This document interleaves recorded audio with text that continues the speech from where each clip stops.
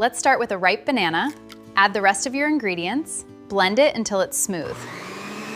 Now just let it rest. It thickens up in just a few minutes. Now we just need to heat our pan over medium-low heat and lightly grease it with a little bit of butter. Cook each pancake for about 2 to 3 minutes. Look for the bubbles to form on top. Now we cook for another minute or 2. Stack them and add your favorite toppings.